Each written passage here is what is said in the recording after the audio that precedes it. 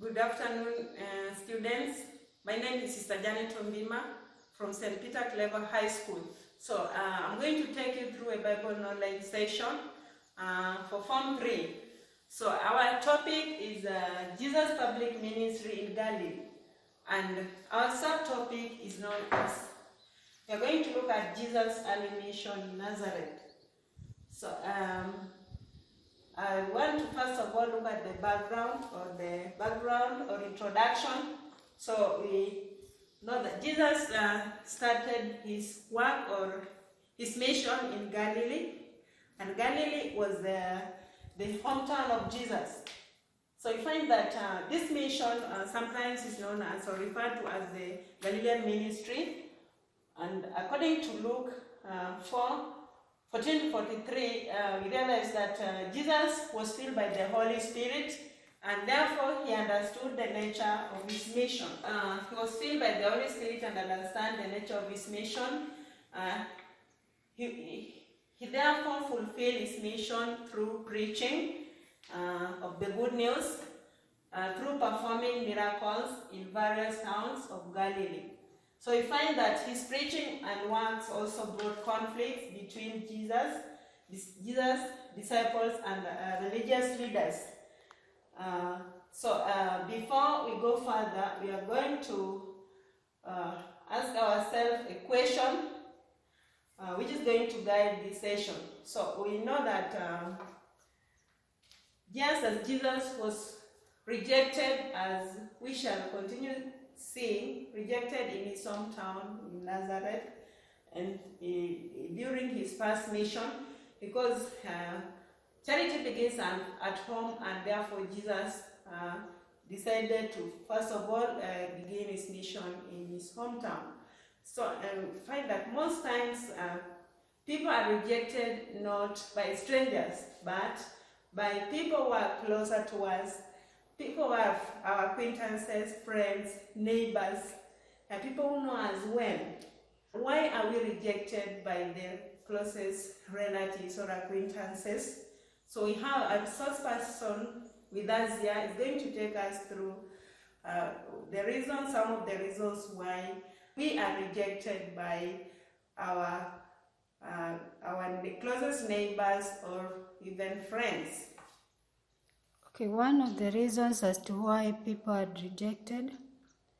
Okay, you may find a student or a people coming from a poor background, and in the national exam, it happens that this candidate performs well in the examination.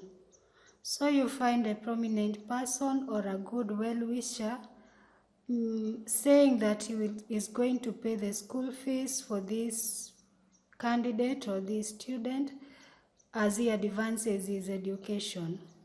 And so this one makes other people feel bad or jealous of him and his family too. And the feeling is all about, after his success in life, they feel that the family is going to be well off. So this is one of the reasons as to why you find people are rejected. And you may find that those who used to be friends before will no longer be his friends because they are now looking at him in another different angle. So that is just one, but a reason as to why you can't be rejected in the society. Thank you very much. So she has stated clearly that we can be rejected, people are rejected in the society, especially due to our family background, which we might be a poor or humble family background, and hence one gets support from well-wishers, and later on people get envy or become jealous of this person. So people can also reject us because of our former life. So just like when can state on the example of St. Paul, was known as Saul of Tarsus. So you find that Saul, being a persecutor of Christians, later on after conversion, it was very hard for the early Christian community to believe that he was one of the disciples that had been chosen for a mission. So it took Barnabas to convince the disciples. So it's because of his earlier life. So we can also be rejected because of earlier life, but you can also be rejected because of familiarity. Say familiarity brings contempt. So can we have a reading from the Gospel of St. Luke chapter 4 verse 13 to 30. So in the life of Jesus, we find that before Jesus began his public ministry, we have two major events that took place in the life of Jesus. So one of the events that was very important and key in the life of Jesus was the baptism. That Jesus went to Jordan and was baptized by John the Baptist. And there during baptism, the Holy Spirit came upon Jesus, rested on his shoulder in form of a dove. And therefore, after baptism, the second event is that Jesus was led by the Holy Spirit to the desert, where he was tempted by the devil. He prayed and fasted for 40 days. And full of the Holy Spirit, Jesus now comes to begin his public ministry, whereby here in beginning his ministry, he reads from the scripture, which is from Prophet Isaiah, that the Holy Spirit, that this in summary, the reading on Isaiah gives the mission of Jesus, and that through the Holy Spirit, Jesus was going to perform the mission of bringing the good news to the poor, proclaiming release to the captives, and even giving the sight to the blind. And he completes, or he finally says that the gospel had been fulfilled in the hearing of the people. So you find that the Holy Spirit was the second person of the Holy Trinity.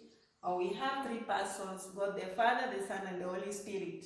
And so I find that the Holy Spirit was key in the mission of Jesus, and Jesus is being directed by the Holy Spirit. So we want to look at the importance of the Holy Spirit in the mission of Jesus. So the first importance of the Holy Spirit is that the Holy Spirit facilitated the incarnation. So when we talk about incarnation, we refer to that the conception of Jesus was through the power of the Holy Spirit. That Jesus was not conceived just as a mere human being, but his conception was through the Holy Spirit, whereby Mary, being a virgin, received the power of the Holy Spirit, and Jesus was conceived. So therefore, the Holy Spirit has been very important in the life of Jesus from the time of conception and way through his mission. So second point, that the Holy Spirit also led Jesus to be recognized as the Son of God. So this we refer to during the time when Jesus was being baptized. Therefore, there's a voice from heaven that confirmed Jesus as the Son of God. When the voice stated that this is my beloved Son, listen to him. So therefore, Jesus was given the mandate to begin the mission as the Son of God. Then also the Holy Spirit enabled Jesus to perform miracles. Jesus performed miracles through the power of the Holy Spirit. So miracles such as healing of the sick, we have raising of the dead, and even exorcism, or removing of the devil through the power of the Holy Spirit.